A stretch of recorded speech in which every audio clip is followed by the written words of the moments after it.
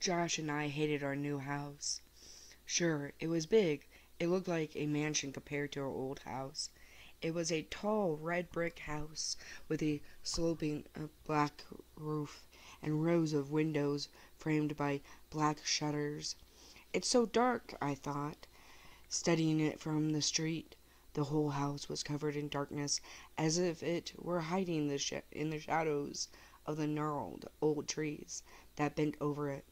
It was the middle of July, but dead brown leaves blanketed the front yard. Our sneakers crunched over them as we trudged up the gravel driveway. Tall weeds poked up everywhere through the dead leaves. Thick clumps of weeds had completely overgrown an old flower bed beside the front porch. This empty house is creepy, I thought, unhappily. Josh must have been thinking the same thing. Looking up at the old house, we both groaned loudly. Mr. Dawes, the friendly young man from the local real estate office, stopped near the front walk and turned around. "Everything okay?" he asked, staring first at Josh, then at me, with his crinkly blue eyes. "Josh and Amanda aren't happy about moving," Dad exclaimed, tucking his shirt tail in. Dad is a little overweight, and his shirts always seem to be coming untucked. "It's hard for kids," my mother added, smiling at Mr. Dawes, her hands shoved into her jeans pockets as she continued up to the front door. "You know, leaving all our friends behind, moving to a strange new place." "Strange is right," Josh said, shaking his head. "This house is gross." Mr. Dawes chuckled. "It's an old house, that's for sure," he said, patting Josh on the shoulder. "It just needs some work, Josh," Dad said, smiling at Mr. Dawes. "No one has lived in it for a while, so it'll take some fixing up." "Look how big it is," Mom added, smoothing back her straight black hair and smiling at Josh. "We'll have room for a den, and maybe a rec room too. You'll like that, wouldn't you, Amanda?" I shrugged. A cold breeze made me shiver. It was actually a beautiful hot summer day, but the closer we got to the house, the colder I felt. I guess it was because of all the tall old trees. I was wearing white tennis shorts and a sleeveless blue t-shirt. It had been hot in the car, but now I was freezing. "Maybe it'll be warmer in the house," I thought. "How old are they?" Mr. Dawes asked Mom, stepping onto the front porch. "Amanda is 12, Mom answered, "and Josh turned 11 last month." "They look so much alike," Mr. Dawes told Mom. I couldn't decide if that was a compliment or not. I guess it's true. Josh and I both tall and thin and have curly brown hair like Dad's and dark brown eyes. Everyone says we have serious faces. "I really want to go home," Josh said, his voice cracking. "I hate this place." My brother is the most impatient kid in the world, and when he makes up his mind about something, that's it. He's a little spoiled, at least I think so. Whenever he makes a big fuss about something, he usually gets his way. We may look alike, but we're really not that similar. I'm a lot more patient than Josh is, a lot more sensible, probably because I'm older and because I'm a girl. Josh had hold of Dad's hand and was trying to pull him back to the car. "Let's go. Come on, Dad. Let's go." I know this was one time Josh wouldn't get his way. We were moving into this house. No doubt about it. After all, the house was absolutely free. A great uncle of Dad's, a man we didn't even know, had died and left the house to Dad in his will. I'll never forget the look on Dad's face when he got the letter from the lawyer. He let out a loud whoop and began dancing around the living room. Josh and I thought he'd flipped or something. "My great uncle Charles has left us a house in his will," Dad explained, reading and rereading the letter. It's in a town called Dark Falls." "Huh?" Josh and I cried. "Where's Dark Falls?" Dad shrugged. "I don't remember your Uncle Charles," Mom said, moving behind Dad to read the letter over his shoulder. "Neither do I," admitted Dad. "But he must have been a great guy. Wow, this sounds like an incredible house." He grabbed Mom's hands and began dancing happily with her across the living room. Dad sure was excited. He'd been looking for an excuse to quit his boring office job and devote all of his time to his writing career. This house, absolutely free, would be just the excuse he needed. And now, a week later, here we were in Dark Falls, a 4-hour drive from our home, seeing our new house for the first time. We hadn't even gone inside, and Josh was trying to drag Dad back to the car. "Josh, stop pulling me," Dad snapped, impatiently, trying to tug his hand out of Josh's grasp. Dad glanced hopelessly at Mr. Dawes. I could see that he was embarrassed by how Josh was carrying on. I decided maybe I could help. "Let's go, Josh," I said quietly, grabbing Josh by the shoulder. "We promised we'd give Dark Falls a chance. Remember?" "I already gave it a chance," Josh whined, not letting go of Dad's hand. "This house is old and ugly and I hate it." "You haven't even gone inside," Dad said angrily. "Yes, let's go in," Mr. Dawes urged, staring at Josh. "I'm staying outside," Josh insisted. He can really be stubborn sometimes. I felt just as unhappy as Josh looking at this dark old house. But I never carry on the way Josh was. "Josh, don't you want to pick out your own room?" Mom asked. "No," Josh muttered. He and I both glanced up to the second floor. There were two large bay windows side by side up there. They looked like two dark eyes staring back at us. "How long have you lived in your present house?" Mr. Dawes asked Dad. Dad had to think for a second. "About 14 years," he answered. "The kids have lived there for their lives." "Moving is always hard," Mr. Dawes said sympathetically, turning his gaze on me. "You know, Amanda, I moved here to Dark Falls just a few months ago.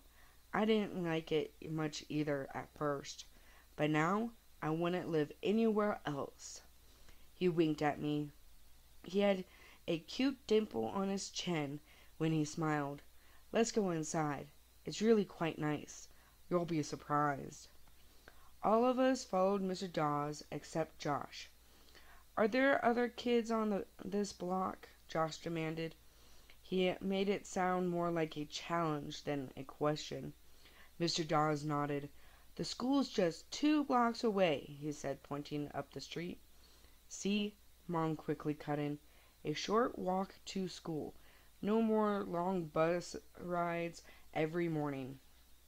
"I liked the bus," Josh insisted. His mind was made up.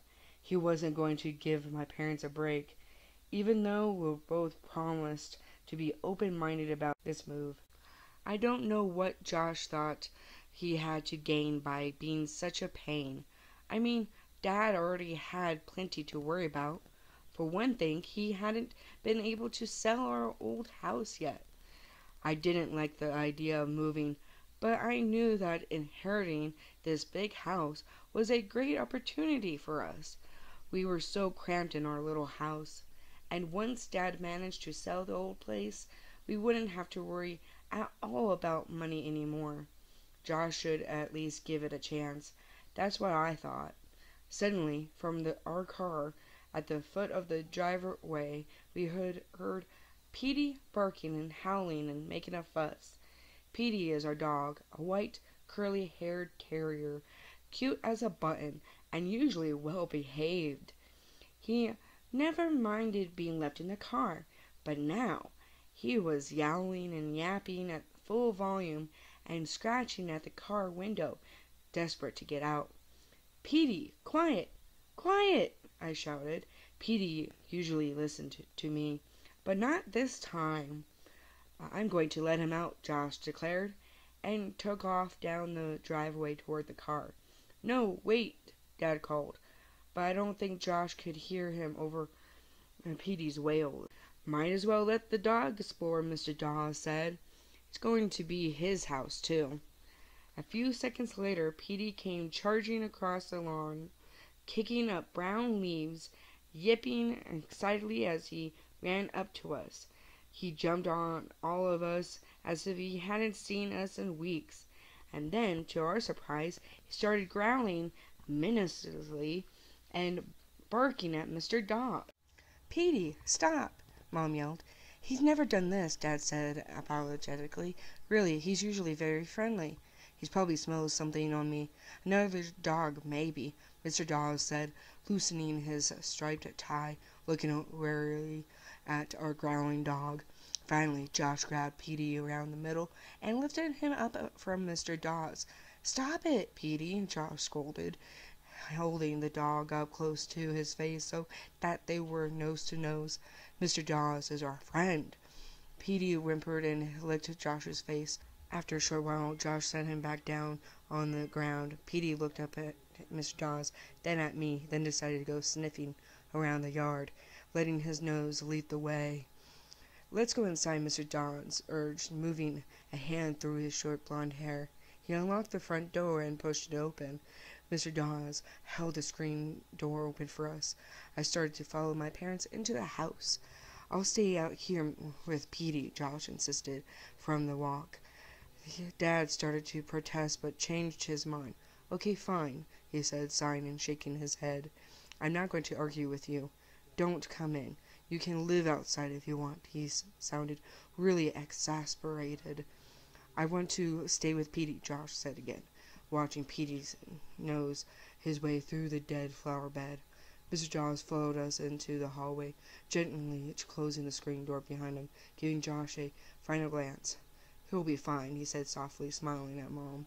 "He can be so stubborn sometimes," Mom said apologetically. She peeked into the living room. "I'm really sorry about Petey. I don't know what got into that dog." "No problem. Let's start in the living room," Mr. Dawes said, leading the way. "I think you'll be pleasantly surprised by how spacious it is. Of course, it needs work." He took us on a tour of every room in the house. I was beginning to get excited. The house was really kind of neat.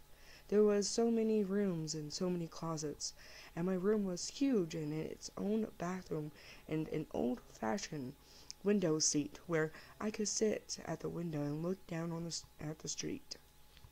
I wish Josh had come inside with us. If he had, he could see how great the house was inside. I knew he would start to cheer up. I couldn't believe how many rooms there were. Even a finished attic filled with old furniture and stacks of old mysterious curtains we could explore. We must have been inside for at least half an hour. I didn't really keep track of the time. I think all three of us were feeling cheered up. "Well, I think I've shown you everything," Mr. Dawes said, glancing at his watch. He led the way to the front door. "Wait, I want to take one more look at my room," I told them excitedly. I started up the stairs, taking them two at a time. "I'll be down in a second." "Hurry, dear. I'm sure Mr. Dawes has other appointments," Mom called after me. I reached the second-floor landing and hurried down the narrow hallway and into my new room. "Wow," I said aloud, and the word echoed finally against the empty walls. It was so big, and I loved the bay window with the window seat. I walked over to it, peered out. Through the trees I could see our car in the driveway, and behind it a house that looked a lot like ours across the street. "I'm going to put my bed against that wall across from the window," I thought happily, "and my desk can go over there. I'll have room for a computer now." I took one more look at my closet, long walk-in closet with a light in the ceiling and white shelves against the back wall. I was heading to the door, thinking about which of my posters I wanted to bring with me when I saw the boy. He stood in the doorway just for a second, and he turned and disappeared down the hall. "Josh?" I cried. "Hey, come look!" With a shock, I realized it wasn't Josh. For one thing, the boy had blonde hair. "Hey!" I called and ran to the hallway, stopping just outside my bedroom door, looking both ways. Who's here? But the long hall was empty. All the doors were closed. "Whoa, Amanda," I said aloud. Was I seeing things? Mom and Dad were calling from downstairs. I took one last look down the dark corridor, then hurried to rejoin them.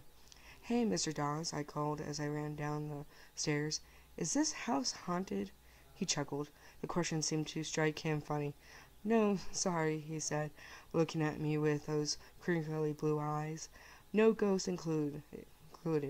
A lot of old houses around here are said to be haunted, but I'm afraid this isn't one of them." I thought I saw something," I said, feeling a little foolish. "Probably just shadows," Mom said. "With all the trees, this house is so dark." "Why don't you run outside and tell Josh about the house?" Dad suggested, tugging in the front of his shirt. "Your mom and I have some things to talk over with Mr. Dawes." "Yes, master," I said with a little bow, and obediently ran out to tell Josh all about what he had missed. "Hey, Josh," I called, eagerly searching for the yard. "Josh?" My heart sank. Josh and Petey were gone.